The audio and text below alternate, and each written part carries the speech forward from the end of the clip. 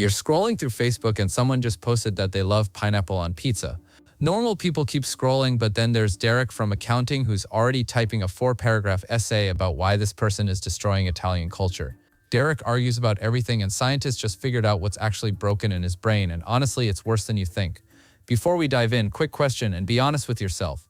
When someone says something you disagree with, do you feel a physical need to correct them? Like your chest gets tight and you can't focus until you've explained why they're wrong? If you just said yes, congratulations, this video is about you. Don't click away though, because understanding why you're like this might actually save your relationships.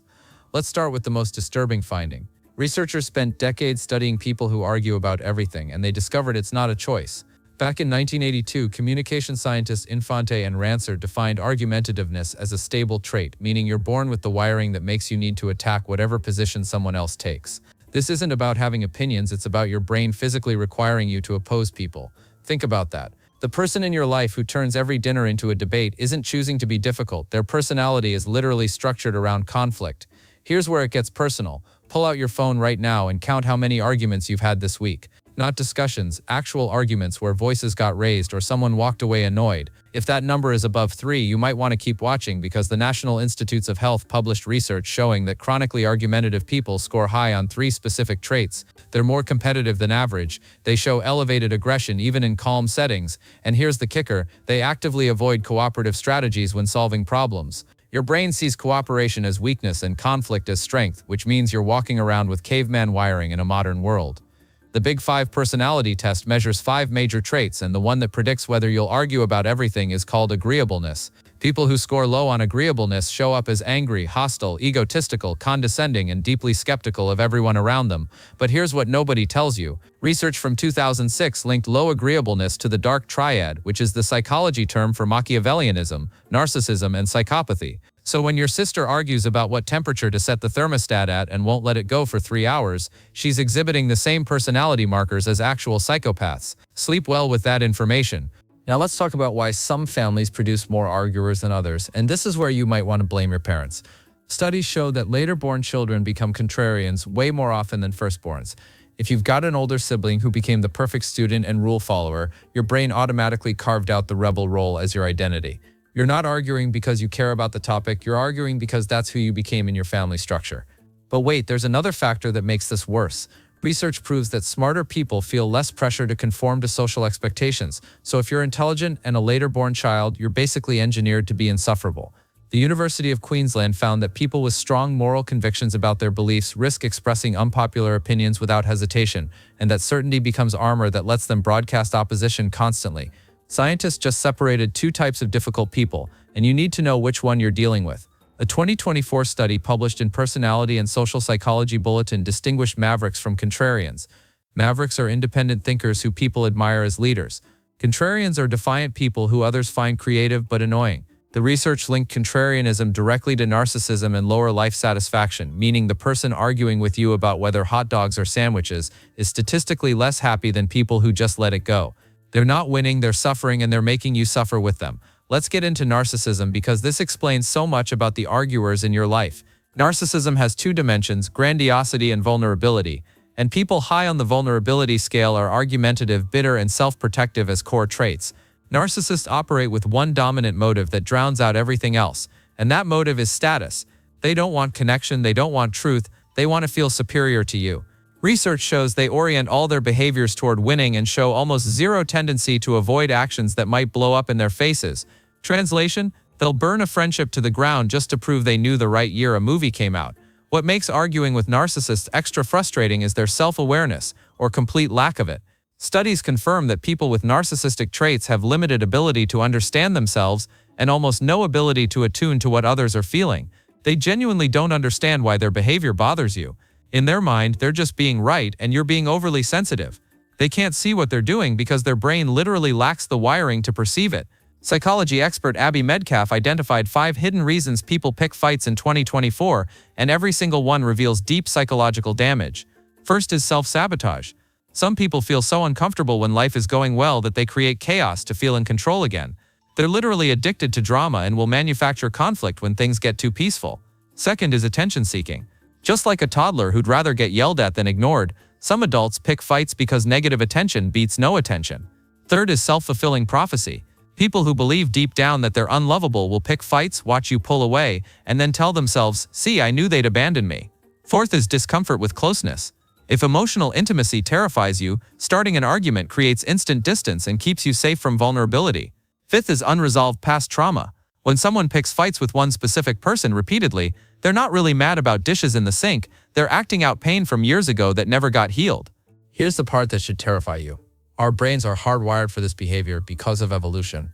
10,000 years ago, humans actually needed to fight others to protect territory, family, and resources. Arguing worked as a survival mechanism and legitimate threat response. Fast forward to now and your brain still runs that same software. Unless you're highly conscious during disagreements, your prehistoric brain takes over and treats your spouse like a rival tribe member who needs to be dominated. That's why logic doesn't work in arguments. You're not debating ideas, you're fighting for survival even though nothing is actually threatening you. Some of you watching this have kids, so here's something you need to hear. Oppositional Defiant Disorder is the clinical diagnosis for extreme argumentative behavior, and the Cleveland Clinic reported in December 2025 that it affects between 2 and 11% of children. Symptoms usually start by age 8, and genetics account for about 50% of whether a kid develops it. If your child argues about absolutely everything, that's not just a phase. That might be a diagnosable condition, and getting help early changes their entire life trajectory because ODD prevalence declines with age, if properly addressed. Now let's talk about the people who actually enjoy arguing and don't see it as a problem. The ENTP personality type gets nicknamed the debater for a reason. Research from April 2018 found that 74% of assertive debaters agreed with intentionally playing devil's advocate, and 58% of analyst personality types admitted they disagree with people on purpose just to test whether their beliefs hold up under pressure. These people don't think they're being difficult. They genuinely believe they're making everyone smarter by constantly challenging ideas. If you're an ENTP watching this and getting defensive, that's literally proving the point right now. August 2025 brought a massive research breakthrough. Scientists published a validated contrarianism scale in Science Direct after studying 2,434 people across 6 different studies.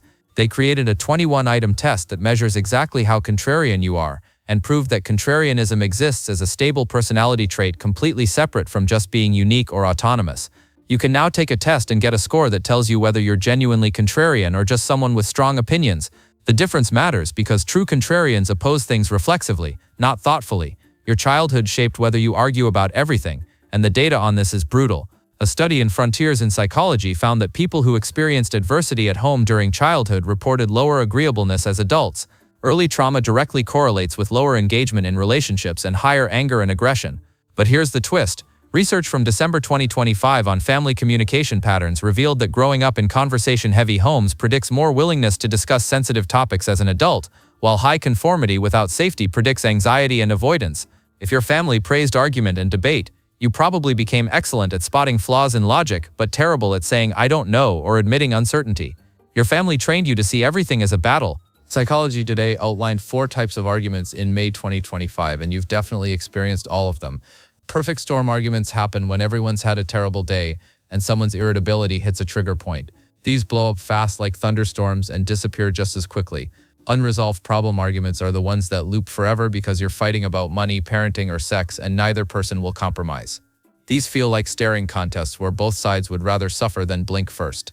Past wound arguments happen when someone hits your emotional Achilles heel. Things like feeling criticized, micromanaged, dismissed, neglected, or unappreciated. These hurt the most because they're not really about the present situation.